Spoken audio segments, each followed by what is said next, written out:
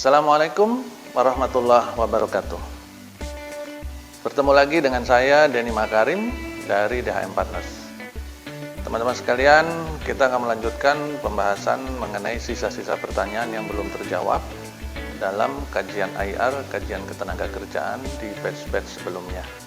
Ya, pertanyaan yang akan saya angkat sekarang adalah bagaimana cara mengurangi pengaruh serikat pekerja yang sudah mengakar tanpa diketahui serikat itu sendiri dan tidak melanggar Undang-Undang Perlindungan Serikat. Terima kasih. Ini serem nih yang nanya nih. Bagaimana, ini kayaknya saya harus serius nih ya.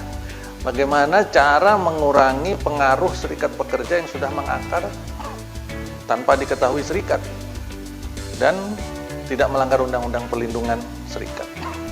Baik, begitu banyak cara yang dikenal dan dilakukan oleh para praktisi di lapangan. Mungkin kalau kita buat rasionya, mayoritas, kalau boleh saya buat prosentase ya, mungkin 90% itu masuk dalam kategori pelanggaran. Karena itu adalah bagian dari kebebasan berserikat. Dilindungi dalam Undang-Undang 21 tahun 2000 tentang Serikat Pekerja Serikat Buruh. Ya. Undang-Undang 21 2000 tentang Serikat Pekerja Serikat Buruh itu adalah dasar hukum untuk kebebasan berserikat. Nah, namun ada satu cara yang tidak melanggar hukum, tidak melanggar perlindungan tentang serikat pekerja yang bisa kita lakukan, ya, yaitu berlomba, berkompetisi, ya, menggaungkan kompetisi dengan serikat dalam hal kepentingan karyawan. Siapa yang harus berkompetisi dengan serikat? Manajemen, HR. Jadi HR, Departemen HR, Human Resource atau manajemen ya, dalam konteks yang lebih besar, kalau mereka benar-benar menjalankan fungsi manajerialnya dalam pengelolaan, khususnya mengenai pengelolaan manusia dan pengembangan sumber daya manusianya, dalam hal ini pengembangan karyawannya, maka si karyawan akan melihat, ya, akan melihat bagaimana manajemen atau departemen HR khususnya memperhatikan mereka, kesejahteraannya, dan pengembangan kompetensi atau kemajuan si karyawan. Apabila itu yang terjadi, maka trust yang akan muncul. Ya.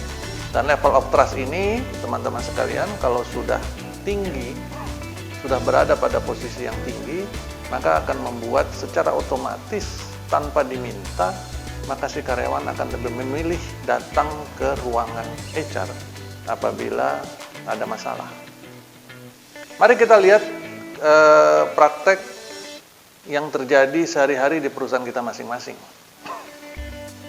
Teman-teman HR atau teman-teman serikat atau teman-teman karyawan atau yang lain. Apabila di perusahaan kita ada masalah atau si karyawan punya masalah, ya, punya masalah tertentu, kita lihat ada dua ruangan yang akan menjadi parameter terhadap tingkat kepercayaan karyawan. Kita akan lihat apabila ada sebuah masalah, karyawan kena masalah, dia lebih suka lari masuk ke dalam ruangan serikat atau lari masuk ke ruangan HR untuk menyampaikan masalahnya. Ya, di situ kita akan bisa melihat kepada siapa karyawan meletakkan kepercayaannya. Dan ini tidak bisa disuruh, tidak bisa dipaksa. Ini harus diperjuangkan. Trust itu harus diperjuangkan. Trust itu tidak bisa diminta. Maka bagi teman-teman HR atau manajemen, apabila melihat pengaruh serikat besar dan mengakar di perusahaan tempat kita, seharusnya kita sudah waktunya melakukan introspeksi diri.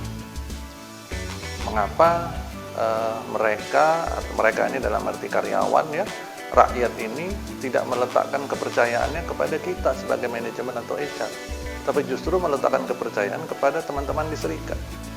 Apa yang terjadi, apa yang berbeda kita dengan para pengurus serikat yang membuat mereka menjadi lebih percaya kepada teman-teman serikat? Itu yang harus dijawab terlebih dahulu. Apabila itu sudah terjawab, dan kita memperbaikinya, melakukan improvement semaksimal mungkin, maka secara otomatis kondisi tingkat kepercayaannya akan meningkat. Ya, itu tidak bisa dipaksa. Akan meningkat sehingga akhirnya karyawan atau individu di perusahaan apabila ada masalah, dia secara otomatis akan lebih memilih lari ke ruangan HR atau ke ruangan manajemen untuk curhat ke sana, menyampaikan masalahnya, minta pendapat, minta advice dan sebagainya. Ya, kalau itu yang sudah terjadi, tentu akan terlihat bagaimana level of trust itu sudah sangat meningkat dan manajemen atau departemen HR akan merasakan manfaat yang jauh lebih besar lagi. Jadi sekali lagi, ayo kita lihat diri kita sendiri dulu, teman-teman HR dan teman-teman manajemen. Demikian, semoga manfaat.